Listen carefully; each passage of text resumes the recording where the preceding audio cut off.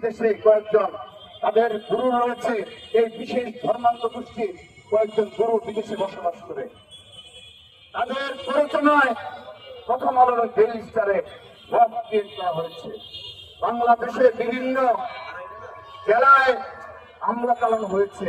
হাসিনা যেভাবে এই রাষ্ট্রকে বাংলাদেশের সাথে ধ্বংসের ধারপথে নিয়ে গিয়েছিল, আজ ঠিক একইভাবে এ ধরনের কুপ্রভাব প্রতিষ্ঠার মাধ্যমে আবারও আমরা মনে করছি এই বাংলাদেশের স্বাধীনতা সার্বভৌমত্ব হুমকি স্বরূপ কার্যকলাপে লিপ্ত রয়েছে।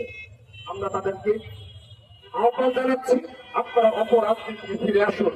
আপনারা আপনাদের রাজনৈতিক দল হিসাবে আমাদের বিএনপির ভারপ্রাপ্ত চেয়ারম্যান জনাব তারেক রহমান 31 দফা প্রদান করেছেন। আপনারা যদি পারেন তার থেকে আরো ভালো কোনো বিষয়, আরো ভালো কোনো প্রস্তাবনা আপনার রাজনৈতিক দলের কি এজেন্ডা রয়েছে জনগণের সামনে তা প্রকাশ করুন।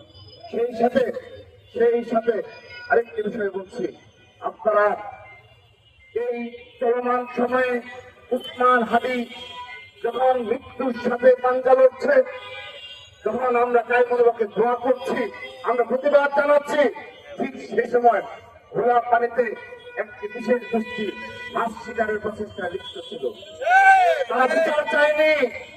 তারা, আমি স্পষ্টভাবে বলছি, এই ডাকসুর কিছু নেতৃবৃন্দ, এই রাকসুর কিছু নেতৃবৃন্দ, এমনকি দেখা গেল যে জাহাঙ্গীরনগর বিশ্ববিদ্যালয়ের ছাত্র শিবিরের নেতৃবৃন্দ, চট্টগ্রাম বিশ্ববিদ্যালয়ের ছাত্র শিবিরের নেতৃবৃন্দ, তারা প্রতিটি দিন এক এক দিন এক একজন প্ল্যান ওয়াইজ তারা প্রপাগান্ডা ছড়িয়েছে।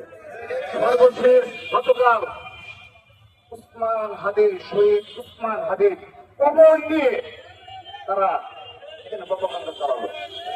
এদের কি ধরনের বিচার হওয়া উচিত, এগুলো ইনশাআল্লাহ বাংলাদেশে একদিন হবে ইনশাআল্লাহ। আপনারা দেখেছেন বিদেশে কয়েকজন তাদের গুরু রয়েছে। এই বিশেষ ধর্মান্ত গোষ্ঠীর কয়েকজন গুরু বিদেশে বসবাস করে। তাদের প্ররোচনায় প্রথম আলোর ডেইলি স্টারে ভোট করা হয়েছে। বাংলাদেশের বিভিন্ন জেলায় হামলা চালানো হয়েছে। তো আমরা জেনেছিলাম উসমান হাদির এই জানাজা নামাজকে কেন্দ্র করে একটি বিশেষ গোষ্ঠী একটা ছক বসেছিল, কিন্তু তার 2 দিন যাবৎ সাধারণ জনগণের মনোভাব বুঝে, ছাত্র সমাজের মনোভাব বুঝে তাদের সেই ষড়যন্ত্র বেঁচতে গেছে। তারা সেই দুঃসাহস করেনি, তারা সেই প্রপাগান্ডার মাধ্যমেও তারা সফল হয়নি। আমরা তাদেরকে জানাই, তাদের পরিণত কখনো সুখকর হবে না। তারা বিচারের আওতায় অবশ্যই নিয়ে আসতে হবে। তাদেরকে শুধুমাত্র নেতা কর্তৃপক্ষ ব্যবস্থা নিয়েছে তাতেই হবে না। যারা বাংলাদেশের স্থিতিশীলতা, বাংলাদেশের স্বাধীনতা সার্বভৌমত্ব হুমকি স্বরূপ, তাদের সবাইকে বিচারের আওতায় নিয়ে আসতে হবে। এই উপস্থিতি যে কথাটি বলছিলাম, এই ছাত্র সংসদের মাধ্যমে যে প্রক্রিয়ায় তারা নির্বাচিত হয়ে থাকুক না কেন, এই ছাত্র সংসদের নির্বাচিত প্রতিনিধিরা তারা যেভাবে সরাসরি সোশ্যাল মিডিয়ায় ভোট বিএনপির সাথে জড়িত রইল, মিথ্যাচার প্রপাগান্ডার মাধ্যমে প্রকাশ্যে তারা যে ধরনের অপকর্মে লিপ্ত রয়েছে, আমি প্রশ্ন রাখতে চাই, তাহলে তারা এই একটি বিশেষ ছাত্র সংগঠন যারা প্রকাশ্য ভাবে সরাসরি ভাবের সাথে জড়িত, তাহলে তারা পেছনে গিয়ে তাদের কর্মীদের কি ধরনের নোংরা প্রপাগান্ডার সাথে ট্রেনিং দেওয়ায় আমি ছাত্র সমাজকে সেই বিষয়টি ভেবে দেখার জন্য অনুরোধ জানাচ্ছি। আমাদের কোন গুপ্ত রাজনীতি নেই, ছাত্র দলের কোন গুপ্ত রাজনীতি নেই। যাদের গুপ্ত রাজনীতি রয়েছে তারা প্রকাশ্যে মততন্ত্রের সাথে জড়িত, তারা প্রকাশ্যে বিভক্তিমূলক প্রপাগান্ডা মিথ্যাচারের রাজনীতির সাথে জড়িত, এবং উসমান হাদি এই হত্যাকাণ্ডকে কেন্দ্র করে তারা প্রতিটি ক্যাম্পাসে তার প্রমাণ দিয়েছে। আমি প্রশ্ন রাখতে চাই, তাহলে তারা পেছনে গিয়ে যখন গুপ্ত রাজনীতির সাথে লিপ্ত থাকে, কতটা নোংরা, কতটা ভয়ঙ্কর রাজনীতির সাথে তারা জড়িত, এদের মুখোশ ধীরে উন্মোচিত হচ্ছে। আমি একটি কথা বলে আমি বক্তব্য শেষ করছি।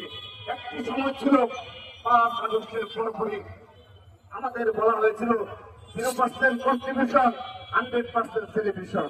142 জন নেতা কর্মী সমর্থক যে ছাত্র সংগঠনের শহীদ হয়েছে, সেই মুনাফেকরা আমাদেরকে বলেছিল 0% কন্ট্রিবিউশন। কিন্তু যত সময় অতিবাহিত হয়েছে ততই তাদের সেই মিথ্যাচার সেই মুখোশ উন্মোচন হয়েছে। এরপর আর কখনো তারা এই ধরনের ওয়ার্ড উচ্চারণ দুঃসাহস দেখায়নি। এর উপস্থিতি যতদিন যাচ্ছে ততদিন যারা বলেছিল ক্যাম্পাসে নাকি তারা লেজুর ভিত্তিক ছাত্র রাজনীতি চায় না, তারা বলেছিল ছাত্র রাজনীতি চায় না, অনেক ক্যাম্পাসে তারা সেই মত প্রয়োগ করেছে।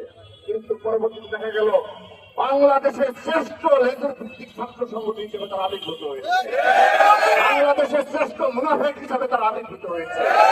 কিন্তু তাই নয়, সাধারণ সংগঠন থেকেও তারা সবচেয়ে বেশি দাঁড়িপাল্লার পক্ষে ভোট চেয়ে বেড়াচ্ছে।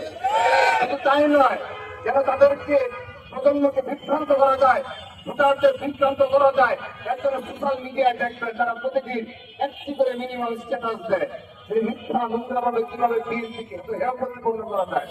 আল্লাহর রহমতে, অশেষ রহমতে যতদিন যাচ্ছে ততদিন তাদের মুখর উন্মোচন হচ্ছে। সাধারণ ছাত্র সমাজ আজ বুঝতে পেরেছে। আমাদেরকে বলা হয়েছিল, ছাত্রদেরকে বলা হয়েছিল ছাত্রদল নাকি হল দখল করবে, ছাত্রদল নাকি গেস্টরুম কালচার করবে, ছাত্রদল নাকি হেলথ কত কিছু করবে। আপনারা কি দেখেছেন এই পর্যন্ত ছাত্রদল তারা কোন অনাকাঙ্ক্ষিত ঘটনা ঘটেছে?